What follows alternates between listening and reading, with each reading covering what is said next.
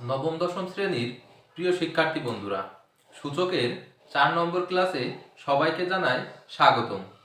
তো প্রথম 3টি ক্লাসে আমরা 2 নম্বর উদাহরণ পর্যন্ত করেছি। আজকে আমরা 3 নম্বর উদাহরণটা করব।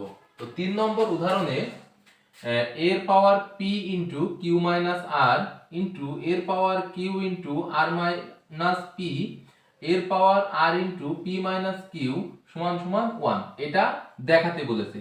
সে কারণে প্রথমে আমাদের এই বাম পক্ষ যেটা আছে এই বাম পক্ষ নিয়ে কাজ করতে হবে। তো আমরা প্রথমে লিখে নিয়েছি বাম পক্ষ সমান এর পাওয়ার পি ইন্টু কিউ মাইনাস আর ইন্টু এর পাওয়ার কিউ ইন্টু আর মাইনাস পি ইন্টু এর পাওয়ার আর ইন্টু পি মাইনাস কিউ।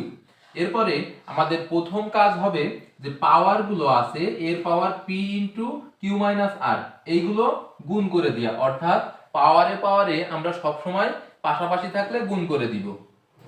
তাহলে এর পাওয়ার হবে প্রথমে পি দিয়ে এই কিউ রে গুণ, আবার পি দিয়ে মাইনাস আর রে গুণ। তাহলে পি আর কিউ গুণ করলে পি কিউ মাইনাস পি দিয়ে আর এর গুণ করলে পি আর। একইভাবে পরেরটা এর পাওয়ার হবে Q R minus P Q. এরপরেরটা হবে এর পাওয়ার হবে P R minus Q R.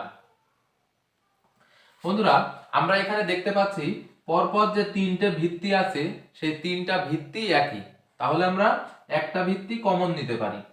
এছাড়াও ভিত্তিগুলোর মাঝে সব গুণ চিহ্ন, তাহলে পাওয়ারগুলো আমরা যোগ করব। তাহলে প্রথমে একটা ভিত্তি আমরা কমন নিলাম, 3টার ভিতরে একটা লিখলাম। এবার যে পাওয়ারগুলো আছে এই পাওয়ারগুলো যোগ হবে। তাহলে P Q minus P R যোগ Q R minus P Q যোগ P R minus Q R. তো এখানে আমরা প্লাস পি কিউ পেয়েছি মাইনাস পি কিউ পেয়েছি, তাহলে পি কিউ থেকে পি কিউ বাদ, আবার মাইনাস পি আর পেয়েছি এই যে প্লাস পি আর পেয়েছি, তাহলে পি আর থেকে পি আর বাদ। একইভাবে প্লাস কিউ আর পেয়েছি মাইনাস কিউ আর পেয়েছি, তাহলে এটাও বাদ। তাহলে উপরে সবকিছু যোগ বিয়োগ হয়ে শূন্য হয়ে গেল। তাহলে এখানে হবে এর পাওয়ার শূন্য। আর আমরা শেষ যে সূত্রটা পড়েছিলাম যে কোনো কিছুর পাওয়ার শূন্য থাকলে তার মান হবে 1, তাহলে এর পাওয়ার শূন্য এর মান হলো 1। এটাই হলো আমাদের ডান পক্ষ। তো বন্ধুরা, কেমন লাগলো ভিডিওটি সবাই কমেন্ট করে জানিয়ে দিও। ধন্যবাদ সবাইকে।